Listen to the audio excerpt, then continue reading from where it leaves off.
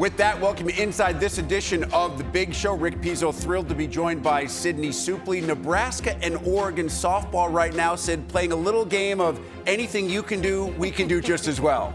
They have separated themselves from the pack, now at the very top of the Big Ten standings, and also increased their RPI in terms of where they're standing nationally. UCLA didn't play on Sunday, but the Bruins will likely have a role in that conversation as well. We start with the Oregon Ducks in search of their 11th straight win and a series sweep over Washington, who had entered the weekend unbeaten in the Big Ten. Oregon's defense so good this weekend, you just don't test the arm of Elon Butler out in right field. Lindsey Grine retires the next batter to get Oregon out of the jam. Bottom third, still scoreless. Butler doing it in the field and at the dish. An absolute no-doubter. The solo shot gives the Ducks the 1-0 lead. Yeah, you can point when it's that deep, and nobody's going to point at you. Bottom five, still 1-0. It's Butler again. This one lower trajectory. Same result to dead center. Her second of the game gives the Ducks a 2-0 lead, but it was the defense once again.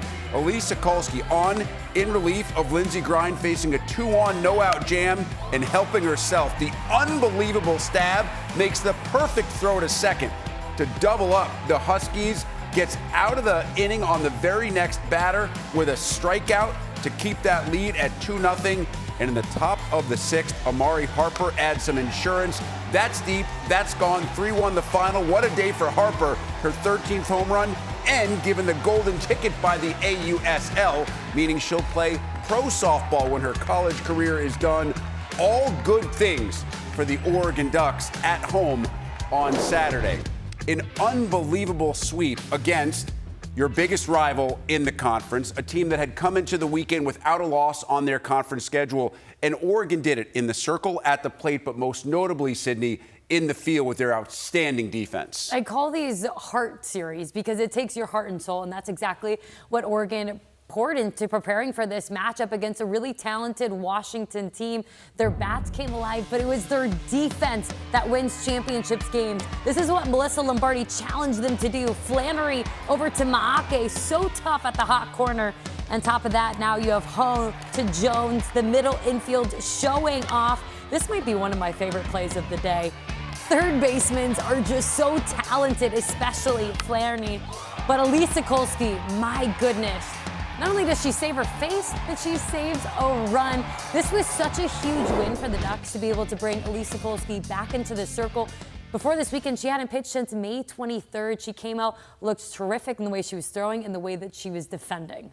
And you, of course, have Lindsey Grine as well, who went 5 innings before giving way to Sokolsky to take over and did such a good job in the top of the sixth. When you marry that kind of defense that we saw this weekend with the kind of pitching that these two can provide, if they're both healthy and at the top of their game, I know right now Oregon hasn't quite caught up to Nebraska and UCLA in the standings, but they can certainly match those teams pitch for pitch, inning by inning. And each team is on their own journey, and that's something that Melissa Lombardi stresses so much. This is teammates, and it's her 8th year coaching. She said if you take 8, you flip it around, it becomes the infinity sign, because she doesn't want this group to have a finish line. Last year, she felt like their finish line was Oklahoma City at the women's was going to Oklahoma City at the Women's College World Series. This year, she wants sky to be the limit, and they've picked up the right transfers to bring the home run power. And as you mentioned, defense, pitching, they excel at. We are going deep. Earlier in the day, we talked about meditation and journals. Now we're going infinity symbols. It's all coming together in the world of Big Ten softball. So that's 11 straight for Oregon. Nebraska trying to win its 11th straight and sweep Minnesota on Sunday. Gophers down 1-0, bottom 1. Tara Wolako goes the opposite way to the right center field gap. An RBI triple would tie it at 1. Wolako would go on to score to give the Gophers a 2-1 lead. It would be all Huskers from there on. Jessie Farrell gets one she likes and does not miss it. The 2-run shot gives the Huskers the 3-2 lead, and they would never look back. Now up 4-2, it's Jordy Fromm. 4 nearly perfect innings in the circle and her team leading 16th homer of the season. Huskers pile it on late. They win in a run rule 6-inning victory. 11-2 is the number. Yes, Fromm has 16. Yes, she can go inside the circle, but she's also getting help. And I understand, as important as that is, if you want to be a team that goes to Oklahoma City for the Women's College World Series and win it all, almost all the teams that have done that, Sydney, in recent years have had absolute stars, and that's what Jordy Fromm is. We have never seen a player like Jordy Fromm, and we might never again. She is one of one. She's one of the faces of college softball, and rightfully so, because she's the Shohei Ohtani of our sport and the impact she brings on both sides of the field. When you look at her from a hitting perspective, she leads her team in average and in home runs because it's her ability to have so much barrel control. She can hit any pitch in the zone as in a line drive that just scorches themselves out of the park. And when she hits a ball, she hits it so far over the fence. She's somebody who has tremendous power within her legs. You see it for her hitting, and then she's able to transfer it over on the mound where her numbers are absolutely ridiculous. But the one that stands out to me the most has to be her strikeout to walk ratio. That is truly incredible, and that was one of her biggest goals this year, was how well can I command the zone? We're basically looking at an 8-to-1 K to base on balls ratio, which is not just out of this world good. It's so ridiculous you really can't compare it to anybody else's or anything that we've seen recently in the world of college softball.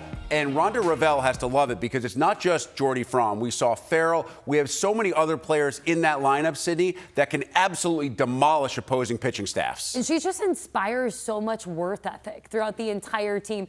And that's the best example for a freshman phenom like we're seeing in the circle from Alexis Jensen, who's her counterpart in the circle, who is also leading the nation for first-year pitchers in terms of wins. But when I talked to the coaching staff, they said nobody works harder than Jordy Fromm. And for Alexis Jensen to be able to have that type of mentor, she's getting done with her bullpens and she's running over to the batting cage just to pick up the hitter's balls. Those little things are what makes Fromm so special. When your best player is also your hardest worker, everybody else on the team knows I better follow or else I'm not getting on the field. Absolutely. And that is the ultimate motivation.